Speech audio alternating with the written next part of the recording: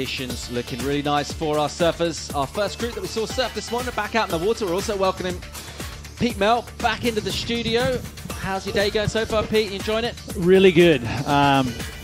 Love the performance from Jamie Mitchell and Rafael Tapia in that heat. That performance put in, that just goes to show the talent of both those surfers to be able to put it together, and great performance. Well, you know what, as we'll just pick up the end of a live action. Let's go and hear from them. They're standing by in the boat in the channel with Joanna Garnell.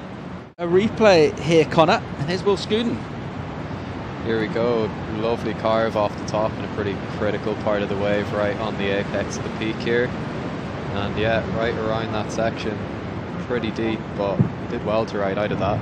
Really nicely done. I love the exuberance as well. Yeah. I like it. Now we're going to see this team red right here is going to have to put it together because they're in second now, and I don't think Lucas Chianca's ever been there. Can't wait to see what goes down, but what goes down there, as I say, that is Chianca.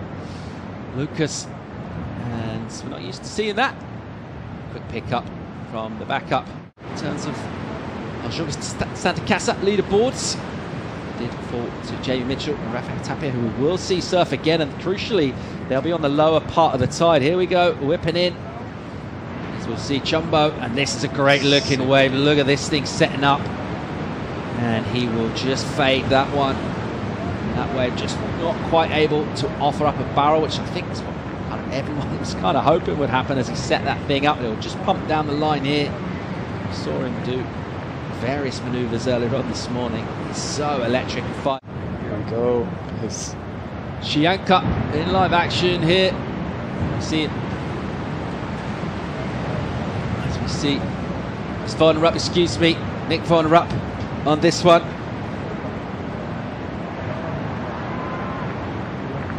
And a big left for him. But he's looking good in this one. He is, and this paired up team, there's again a lot of experience. Lucas has spent a lot of time here as well as Nick, so they understand what the lineup is, and they're also very savvy competitors, right? They understand what they need to do to better scores and to compete at this high level, and has to psychologically, and that seems like the biggest hurdle for me to overcome, is coming back into these situations, knowing what could happen to your body. But look at this peak. Massive wave here for Nick Rupp, a huge one. Looked like the biggest wave we've seen so far today, and it turns into a right for Nick. Not sure, you talked about earlier, Pete, that kind of not necessarily sure when you let go which way you're going. Maybe he was thinking about going left, but ends up being a right for him.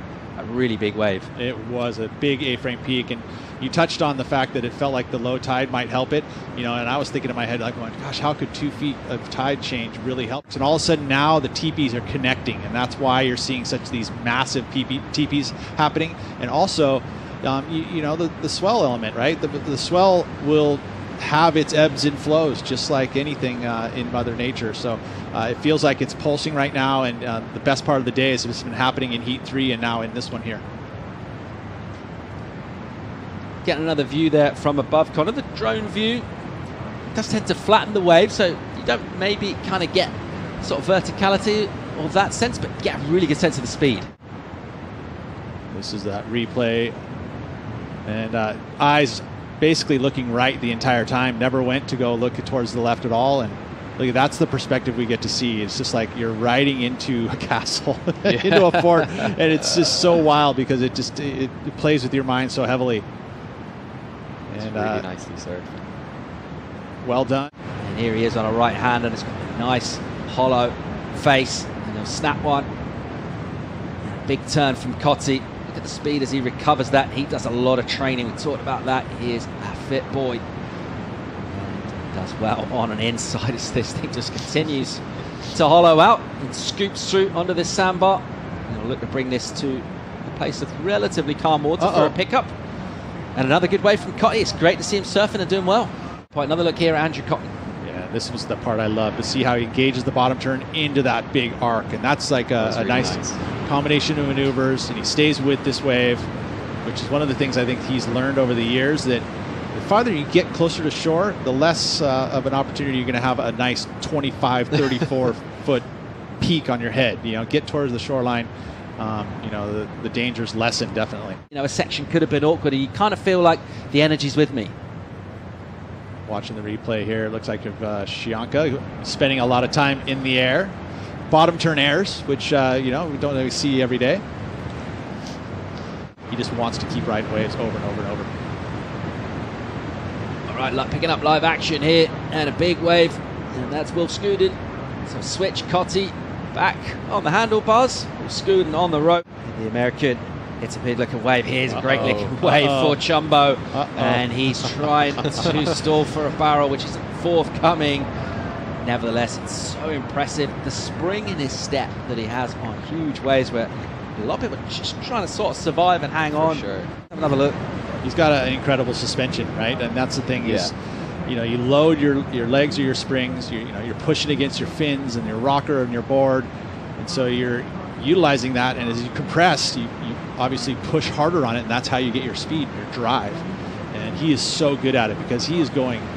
It feels like he's going the fastest of anybody out there. Actually, literally, technology being you've got a microphone that you talk into, and your driver can hear you. It'd be awesome because you can say, "Hey, I'm going right," and then that literally would save so much headache because you don't have to know which direction your surfer's going. You can just talk to him that way. With the left, I'd like to see, or here, I'd like to have surfers on our feet, and we'd be able to exactly. talk to them. Well, that's what I'm saying. As technology gets better, and we can start to have that kind of interaction. There's a lot happening. What's happening right now is Chumbo Chianca doesn't seem to want to let go of the rope. That's fine. Use those quads. And then he'll say, okay, we've hit the speed now, and this is the section I want to be at. He literally went from one peak to the next peak. Yeah. Deals with traffic. What's he got here? Wow. How is that going to score? That was nuts, and the speed that he did that. That was mental. That was like Olympics snowboarding, the super pipe stuff right there. That was crazy. He spied that section, right? We kind of thought he was going to anticipate him letting go, and he held on, found that big triangle. That was huge. Is he going to improve on the 3? Well, he's already done a little bit by going 3.3 on his first wave. This is something that is not necessarily something you do in big wave surfing. I love the challenge to the judging panel as well, right? Because traditionally, like big waves... He covered 15, 20 feet in the air. That was mental. That was crazy. Yeah, no, it's definitely challenging to judge. I mean, you'd see that. Looking where they are, they're more in front of this, so they would have seen the amount of water covered here. Look and it's not like there's any section there. He's just all. Look at our cameraman had to figure it out too. Crazy. And if he makes the mistake, he's going over Niagara Falls after that. So luckily he pulled it off clean. So out in the water as well. One of the stalwarts, the legends really down the years here. Cotton teaming up with Will Skudin. And it looks like a wave coming for those two. This is Will Skudin. He will use those powerful thighs to just kind of drive back, put himself a little deeper for a section. And once again, just kind of drive in and then into the bottom turn. And he'll hit some turbulence, does well to hang on. This wave will just kind of keep providing here. So a third section for Skudin. And he'll be feeling the burn now. He's going really, really fast. You see that board chattering. Oh no, in fourth section, what are you going to do here? He's out of there. Meanwhile, Jumbo, what's he got? He's got a load of speed, and he's just feel like he wants to do something naughty. What's he got here is this section all load up. Here he goes. Lucas Chianca just wants this thing to stand up for him. Oh, he's got it right here. What's he going to do with it, though? And he just couldn't quite join up those dots there. He's an electric performer. This is him again, like instantly.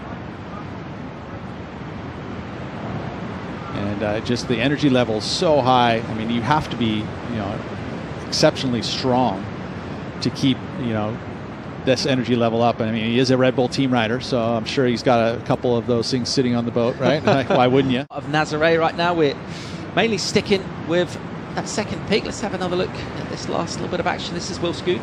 This was Skudin's wave that just kept producing section after section up the beach. I mean, we have a wave in Santa Cruz that's similar to this, but it's 2 foot in comparison to this being. But it's the same thing. If you take notice of that, I mean, taking today into consideration. Very nicely teed up. Here he is in live action. Andrew Cotton, big fade, whipping, using that powerful physique, all of that training that he does, combining that with the experience here at Nazaré. Another nice ride from. It's going to feel good for him to surf his waves, get stuff done, as it will for this man, Lucas Chianca, as he will spring off the bottom He goes vertical What into the my lip. God. What was that? He just went so We actually hard heard him. in the air. And our ambient sort of mic on the cliff seemed to pick up the whoop there. That was mind-blowing. At this point, I mean, and it wasn't like it was an easy wave to ride either. He's got all this track in front of him, right? Wave, yeah. And so he had to pick the lip to hit, and goink! I mean, he could have gone for a 7 on that. And that's the future, right? I mean, ultimately, you're going to have so much energy here. You could do, you could cork out a 14 if you wanted to. Will hang on, and eventually he'll get himself in, and he'll drive low and hard off the bottom. Use those arms forward and get himself down the line. Some good speed here. Put himself in the pocket on the right, and that will look really big from this angle on the cliff. As you look into that one moment, that wave will go deep, and that'll wrap things up for this. So you watch the replay here. That last wave of continents. This is the size of that wave. We were, the angle, and sure enough, it is a massive wave. And he was fortunate to be able to have that wave and keep himself out in front. It must feel pretty good for Coddy after coming back from injury after injury. But there's the team leaderboard. So they're going to have to find somehow, get, what is that? Do some quick math. That's what, 4 points? Gets you enough? A little less than 4 points. So they got to find a way to somehow do it. For me, the best opportunity is to find a Rafael Tapia some massive ones, and maybe they could take this team lead. But at the moment, those two are, the favorites are there at the top.